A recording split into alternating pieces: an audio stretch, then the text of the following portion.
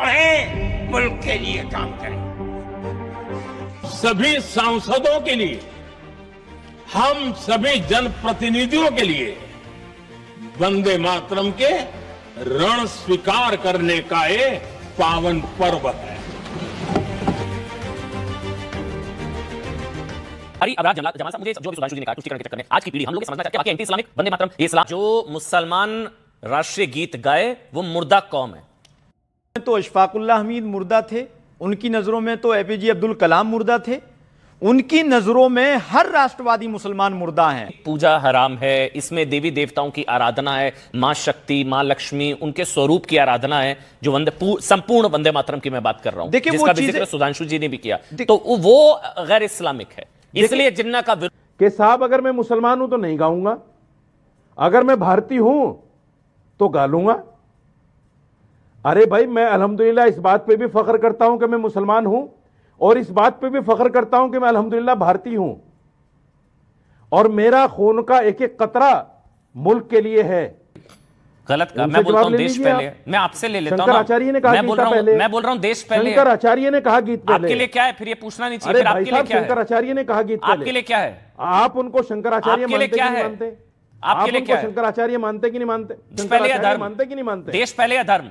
नीति निर्देशक तत्व यानी डायरेक्टिव प्रिंसिपल, उसके ऊपर गीता का उपदेश देते हुए भगवान कृष्ण की फोटो बनी हुई है। अर्थात संविधान का नीति निर्देशन, the direction of the directive principle is governed by Gita. अब इस पे आता हूं जो मजहबी अकीदे की बात है। मैं सिर्फ एक बात कहना चाहता हूं अमन जी, ये लोग कहते हैं कि साहब हम किसी के आगे सजदा नहीं करते। ये बताइए, बादशाहों के आगे तो सजदा करते थे? जब बादशाह आते थे तो बाकायदा बोला जाता था। मैं आपके लाखों दर्शकों से कह रहा हूं, मुगल आजम फिल्म में जाइए, जो जब प्यार किया तो डरना क्या, जो सबसे फेमस गाना है, उससे जस्ट पहले के 1 मिनट देखिए। पहले सलीम आता है तो कहा जाता वली अहद सल्तनत साहिब आलम जलवा अफरोज हो रहे हैं, फिर जोधा आती है तो कहते हैं जीरत तख्त हिंदुस्तान, और फिर कुछ और फलाशान महारानी जोधा, और जब अकबर आता है तो कहते हैं बादशाह हिंदुस्तान। तो चलिए शुरू करते हैं। चलो भाई, देखो अब मैं क्या करता हूं। अरे अबरार जमाल साहब, मुझे जो अभी सुधांशु जी ने कहा तुष्टिकरण के चक्कर में आज की पीढ़ी हम लोग ये समझना चाहते हैं क्या वाकई एंटी इस्लामिक वंदे मातरम ये इस्लाम में इस्लाम विरोधी है? फिर राजनाथ सिंह ने कहा अशफाकुल्लाह खान भी तो गाए, आजादी का तराना वो भी गाते थे, वो मुसलमान नहीं थे क्या? क्या ये एंटी इस्लामिक है? रशीदी साहब और जमाल साहब, आप दोनों का एक कमेंट। पहले जमाल साहब आप। देखिए, पहले तो मैं स्पष्ट कर दूं कि किसी एक व्यक्ति विशेष का इस्लाम पर कब्जा नहीं हो सकता, चाहे वो मोहम्मद अली जिन्ना हो या मोहम्मद अली जौहर हो या कोई और व्यक्ति हो। इस्लाम सबका है और इस्लाम ने सबको सही और सीधा रास्ता दिखाया है, और इस्लाम को मानने वालों लोगों का ईमान कभी इतना कमज़ोर नहीं हो सकता कि अगर वंदे मातरम गाया जा रहा है तो उस महफिल में बैठकर अगर वो वंदे मातरम को साथ साथ गा रहे हैं तो उनका ईमान चला जाएगा। इतना ईमान मुसलमानों का कमज़ोर नहीं हो सकता। और हम लोगों ने जो इस्लाम को और ईमान को और इस दीन को इतना कट्टर बनाकर पेश किया है कि जिसको देखकर लगता है कि इस्लाम में खुद आदमी आज़ाद नहीं है। मेरी साहब ने कहा जो मुसलमान राष्ट्रीय गीत गाए वो मुर्दा कौम है। आप उस मुर्दा कौम का हिस्सा है उनके हिसाब से, मेरे शब्द नहीं है। मुश्किलात जिंदगी की अलामत है।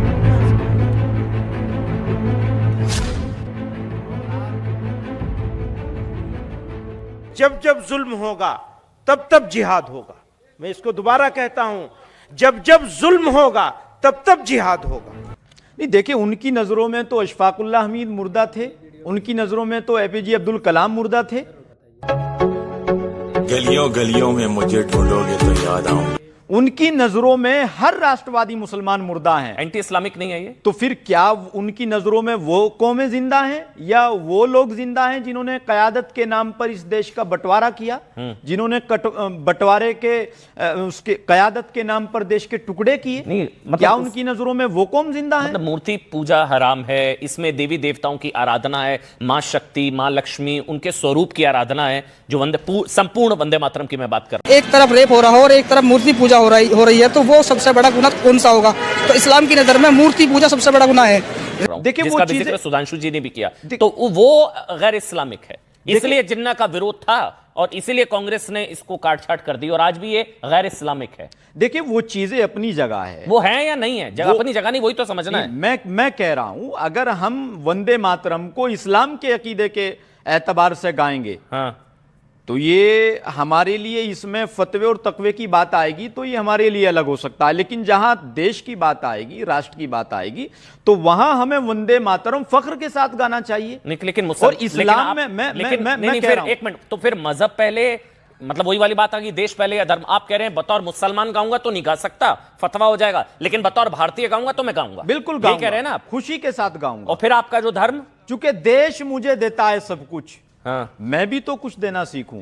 अच्छा। मेरे लिए देश पहले है, देश सर्वोपरि है। मैं देश के लिए जीता हूं, देश के लिए मरता हूं। मगर जिनके लिए धर्म पहले था वो तो चले गए 47 में, कोई थोड़ी ना बचा है अभी। राष्ट्र की बात जहां हो रही हो, देश की बात हो रही हो, ये राष्ट्र और ये देश ही मुझे मेरे धर्म को मानने का अधिकार देता है। साजिद रशीदी साहब, आपका इस पर आपका पक्ष मैं जानना चाहूंगा कि क्या जो दो पक्ष हैं इसको लेकर, एक जमाल साहब का पक्ष है भाई देश पहले, बतौर भारतीय गाऊंगा तो मैं गाऊंगा, लेकिन बतौर मुसलमान इस्लाम में इसकी इजाजत नहीं है मूर्ति पूजा, जिसका मैंने भी जिक्र किया। आपका क्या पक्ष है रशीदी साहब? देखिए अमन भाई, दो चीज़ों को हमें समझना ज़रूरी है। संविधान के दो क्लोज हैं, एक आर्टिकल 19 है, एक आर्टिकल 25 है। आर्टिकल 19 ये कहता है कि हमें राइट टू स्पीच है, हम क्या गाएं क्या ना गाएं, क्या बोलें क्या ना बोलें। अगर कोई चीज़ संविधान के खिलाफ ना हो तो हम उसको नहीं बोलें तो हमारे ऊपर कोई जुर्म नहीं है। तो आर्टिकल 25 ये कहता है कि आप अपने मजहब पर अमल भी कर सकते हो, उसका प्रचार प्रसार भी कर सकते हो, और आपको मजहबी आज़ादी पूरे तौर पर है। दूसरी बात, सुप्रीम कोर्ट ने 2006 में बाकायदा इस पर एक फैसला सुनाते हुए ये भी कहा था कि राष्ट्रगान में अगर कोई आदमी राष्ट्रगान के समय खड़ा भी नहीं होता है तो उसको देशद्रोही नहीं कहा जा सकता। राष्ट्रगान में भी अगर कोई खड़ा नहीं हो रहा है तो वो देशद्रोही नहीं है। तो राष्ट्रगीत पर ये बात क्यों थोपी जा रही है भाई? क्यों कहा जा रहा है कि नहीं राष्ट्रगीत गाना जरूरी है?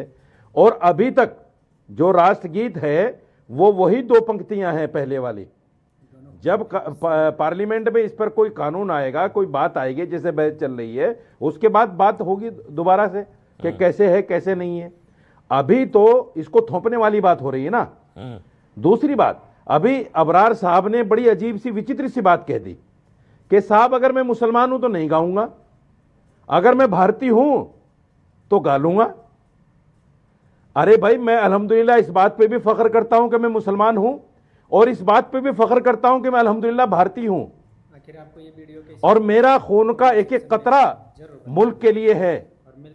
नहीं, अगर मुझे सरकार इजाजत दे तो मैं पाकिस्तान के खिलाफ भी लड़ने को तैयार हूं। पहले देश है मेरे लिए, मैं पाकिस्तान के खिलाफ भी लड़ने को तैयार हूं। बोला उनके लिए धर्म से पहले देश है। जिनके लिए देश से पहले धर्म है वो नहीं गाएंगे, जिनके लिए धर्म से पहले देश है वो इसको गाएंगे। ये वो समझाने की कोशिश कर रहे हैं। अच्छा सुनिए अमन जी, अच्छा सुनिए अमन जी सुनिए। 4 शंकर आचार्य हैं, उनमें से एक शंकर आचार्य हैं अभी मुक्तसरानंद जी। उनसे एक रिपोर्टर ने सवाल पूछा कि मजहब पहले है या देश पहले है, सॉरी गीता पहले है या देश पहले है? तो उन्होंने कहा गीता पहले है। नहीं, देश पहले है भाई, गलत कहा। मैं बोलता हूं देश पहले है। मैं आपसे ले लेता हूं। शंकर आचार्य ने कहा गीता पहले। मैं बोल रहा हूं देश पहले। शंकर आचार्य ने कहा गीता पहले। आपके लिए क्या है फिर? ये पूछना नहीं चाहिए। आपके लिए क्या है? शंकर आचार्य ने कहा गीता पहले। आपके लिए क्या है? आप उनको शंकराचार्य मानते कि नहीं मानते? आपके लिए क्या है? शंकराचार्य मानते कि नहीं मानते? देश बड़ा है, धर्म आपके लिए क्या है? शंकराचार्य मानते कि नहीं मानते? भाई हम तो आपको भी मौलाना मानते हैं, हम तो आपको भी मौलाना मानते हैं। देश पहले या धर्म? आप उनको शंकराचार्य मानते? नहीं, मुझे, अरे मुझे छोड़ो, आप उनको बुलाया ना भाई, वो आएंगे तो उनसे भी पूछूंगा देश पहले या धर्म। न पूछे ना, बताइए ना मुझे। मैं एक सवाल कर रहा हूं आपसे, मैं आपसे पूछ रहा हूं देश पहले या धर्म? मानते कि नहीं मानते? देश पहले या धर्म?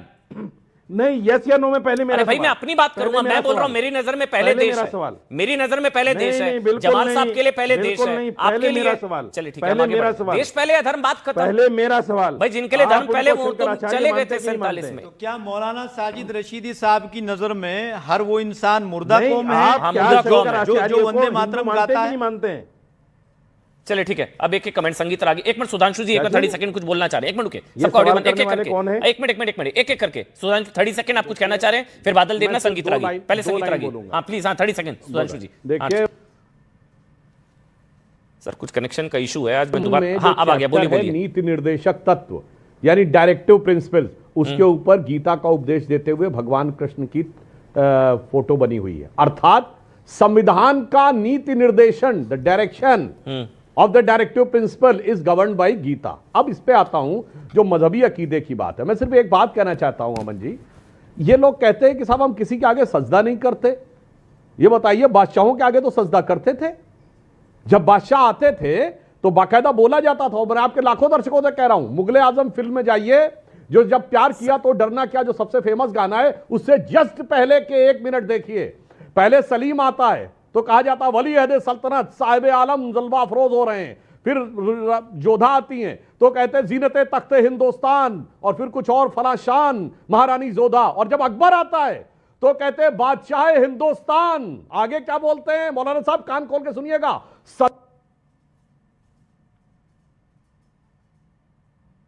फिर मैं रिपीट कर रहा हूं, सजदे में निगार है तमाम होश और खिरत पेश बादशाह रहे। गजब है साहब, बादशाह के आगे तो सजदे में